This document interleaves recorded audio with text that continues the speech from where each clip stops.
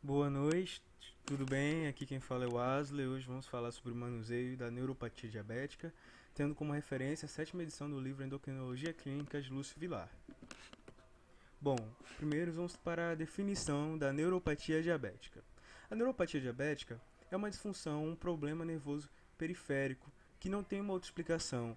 Ou seja, quando você tem um problema nervoso periférico em que você já fez um diagnóstico diferencial de outras doenças, mas você não achou uma outra causa que não fosse a diabetes.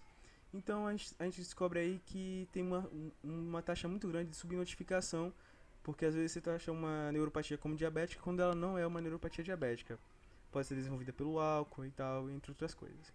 Bom, segundo a epidemiologia, ela afeta entre 40% a 50%, ou seja, metade, dos pacientes que possuem diabetes mellitus tipo 2, ou seja, com hiperinsulinemia, com alto teor de insulina.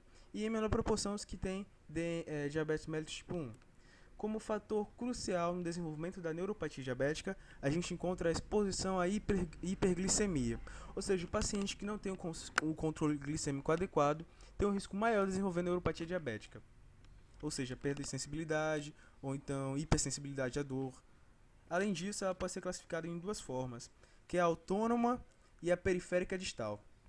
Autônoma quando ataca o sistema nervoso autônomo, ou seja, tem consequências vasculares, né, e cardiovasculares, e a periférica distal quando você atinge membros na periferia, por exemplo, os membros inferiores, as pernas, os braços, que são bastante comuns nesse tipo de periferia. E ataca mais a mobilidade, a sensibilidade térmica.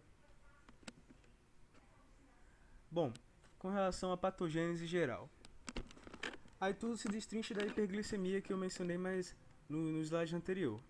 Bom, primeiro de tudo a gente trabalha com a via poliol. O que seria essa via? É uma via metabólica que é ativada quando você tem uma presença de alto teor de glicose no sangue, uma hiperglicemia. Nessa presença, a gente ativa essa via de consumo de poliol, que são um tipo de açúcar misturado com álcool, e essa via, quando ativada, ela acaba prejudicando na produção do óxido nítrico, que é um importante vasodilatador, e além de vasodilatador, ele também é um importante neuromodulador. Então, se você tem essa via ativada, você tem um prejuízo da atividade do nervo, né, neuronal. Bom, além disso, a gente tem a glicação não enzimática. A glicação não enzimática nada mais é que um processo de adição de açúcar, de glicose, né, de sacaroses a proteínas. Ela é realizada no retículo endoplasmático das células e no complexo de Golgi finalizado. Só que essa glicação, ela normalmente produz alguns resultados, né, algumas substâncias que são prejudiciais para o metabolismo da célula com grande escala, semelhante aos radicais livres. Então, quando você tem uma glicação não enzimática intensificada devido à alta presença de glicose na corrente sanguínea, você tem a maior produção dessas substâncias e, consequentemente, tem uma relação com a cronificação das doenças do diabetes. No entanto, isso é bastante teórico, porque com experimentos em humanos não se viram dados significativos com relação à glicação não enzimática. Bom, relação também ao estresse oxidativo, né? Porque a exacerbação da ativação da superóxido dismutases, a formação mais intensificada de superóxidos, e esses superóxidos eles são lesivos para as células, né? São prejudiciais para as células. Aí atuando nas células nos feixes nervosos, principalmente naqueles que são desmielinizados, né? Sem uma proteção legal, acaba trazendo prejuízos e promovendo uma sua degeneração, né? A degeneração da fibra nervosa. Além disso, você tem a alteração nas neurotrofinas.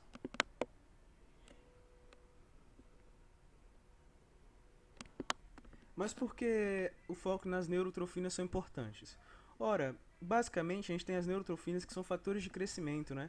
Fatores de regeneração do axônio, da fibra nervosa. Então, se você tem uma alteração nesses fatores, você tem uma maior diminuição do tempo em que. Uma maior diminuição. Um maior aumento do tempo que as fibras nervosas precisam para ser regeneradas. E dessa forma, você tem um prejuízo na capacidade de regeneração do nervo e assim ele pode se degenerar mais rápido do que se regenera. Então toda a regeneração vai ser em vão, né, se as neutrofinas não estão trabalhando corretamente. Além disso, a gente tem a ativação da proteína C quinase devido ao alto teor de 2-deacilglicerol que está dentro da célula devido à metabolização de altos níveis de glicose. Aí tentam achar uma relação dessa proteína com a complicação crônica do diabetes, com as complicações crônicas do diabetes. Até hoje os estudos ainda estão sendo promissores, mas em seres humanos ainda não foi confirmado. É um mecanismo bacana para evitar, para prevenir ou mesmo em alguns casos reverter a neuropatia diabética é a insulinoterapia intensiva. Porque a insulinoterapia intensiva vai atuar bem no foco inicial da doença, que é a hiperglicemia. Então, controlando a hiperglicemia de forma intensiva, você reduz a possibilidade de desenvolver a doença. Bom, com relação à vascular, a patogênese vascular, a gente tem uma ineficiência dos vasos que recobrem os nervos e as regiões também periféricas, e dessa forma você tem uma atenuação arteriolar e uma extensão venosa, ou seja, os vasos perdem flexibilidade, perdem sua função, sua eficiência. E a formação de shuntings arteriovenosos. Esses shuntings são nada mais que ligamentos, né, devido ao congestionamento das vias entre artérias, arteríolas e vênulas veias. E aí tem a angiogênese, que também está relacionada com esses fatores anteriores. Porque a angiogênese é a formação de novos vasos sanguíneos, uma neoproliferação. E subsequente você tem a desnervação. Porque quando o vaso sanguíneo ele não irriga corretamente, mesmo depois de fazer angiogênese, shunts, os nervos perdem nutrientes, dessa forma não se metaboliza corretamente e acaba sofrendo apoptose, porque não tem energia suficiente para manter seu metabolismo regular. Então ocorre a desnervação, principalmente das fibras amielínicas do tipo C. Bom, a gente vai entrar agora na classificação clínica da neuropatia diabética, que foi elaborada por uma referência dada por Lúcio Villar, que é de Thomas et al., né? Thomas e colaboradores. Bom, ela pode ser classificada primeiramente em polineuropatias, quando atingem várias regiões do corpo, poli, ou neuropatias focais e multifocais, quando são pontuais no corpo. As polineuropatias elas podem ser sensitiva aguda, motora periférica ou autonômica. A sensitiva aguda é aquela que acontece quando você tem um controle descompensado da sua glicemia e desenvolve logo depois com a cetoacidose. Então é algo bastante momentâneo, bastante agudo, que pode ter um controle mais perfeito, né? Mais eficaz, com regressão e tratamento eficaz. E você tem a motora periférica, que está nesse limiar entre as duas e está relacionado com o movimento, né? Atrofia muscular. E a autonômica, que você vai ver prejuízo nas funções autonômicas, principalmente no sistema cardiovascular. A gente encontra também no problema da disfunção erétil nos homens. E nas focais, a gente já sabe que são em pontos estratégicos do corpo, em pontos localizados no corpo. Então a gente vai pegar aqui as principais, que são as cranianas, localizadas principalmente em idosos, né, identificadas principalmente nos mais idosos, em que esses quatro nervos esses quatro pares cranianos de nervos são os mais acometidos, acarretando paralisia facial no indivíduo. A gente tem também de membros, principalmente nos inferiores, né, que acomete principalmente os nervos mais longos, que sim, o nervo femoral e tal.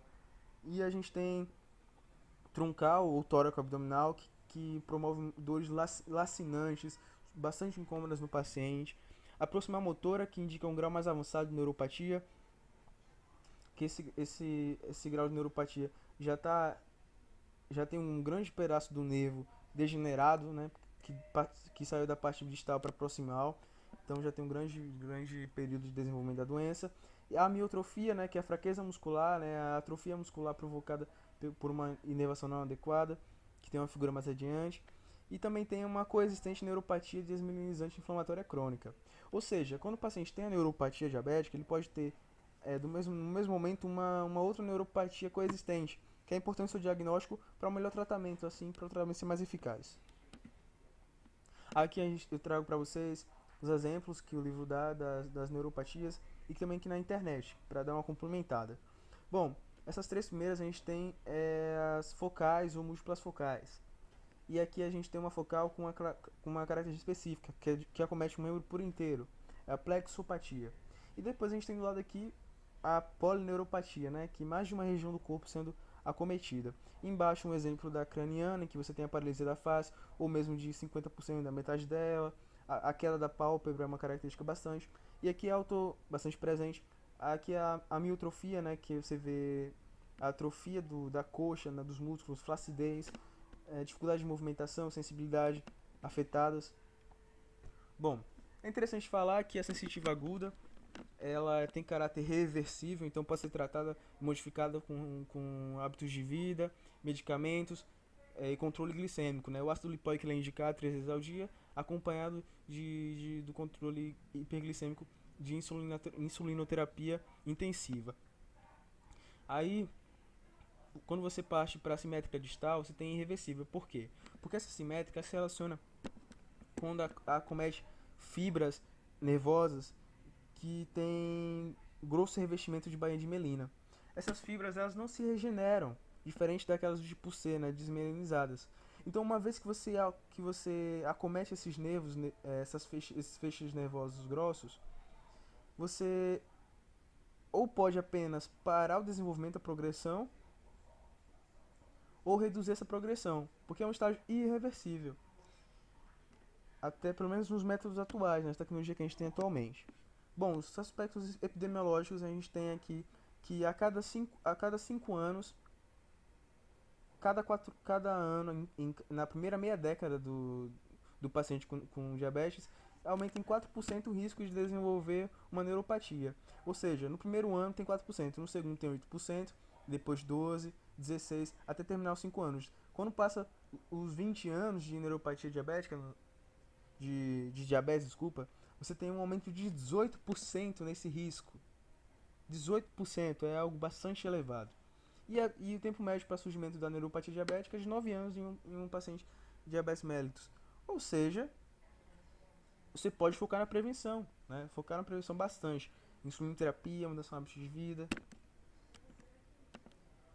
Bom, com relação ao quadro clínico, a gente tem o acometimento principalmente dos nervos mais longos, porque os nervos mais longos têm que trazer nutrientes por todo o axônio. Quanto mais longo o axônio, maior a dificuldade de nutrir ele por completo. Dessa forma, a parte mais terminal do axônio, dos nervos, acabam sofrendo degeneração quando tem algum problema vascular que irriga aquela região. Bom, evolução proximal distal. É distal proximal, né? É o contrário, distal proximal. Começa das regiões mais distantes e vai indo para o centro do corpo, né? Para o prônus do corpo, para o centro do corpo. O paciente ele apresenta dor, né? Quando ele apresenta dor é um bom sinal, porque que os nervos ainda estão funcionando. E essa dor é característica de ser noturna e em repouso, oscilante e bastante dolorosa, lacinante. E quando você faz um movimento de atividade física, essa dor melhora, característica. Então você tem a alodinia e a hiperalgesia. A hiperalgesia quando você sofre mais do que o necessário quando você está exposto a uma sensação dolorosa.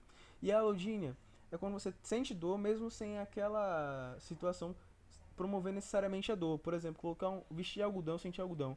Normalmente isso não provoca nenhuma sensação dolorosa. Então, quando você sente dor com contato com algodão, você tem uma alodínia.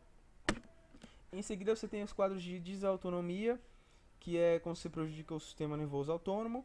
E, consequentemente, né, a gente tem problemas musculares e os reflexos comprometidos. Principalmente o reflexo de Aquiles, né, que é um tornozelo ali. Você bate e se o pé se movimentar, você tem esse reflexo positivo. Bom, depois a gente vai entrar agora no outro tópico que a Bianca vai falar pra gente, que é a neuropatia autonômica. Obrigado.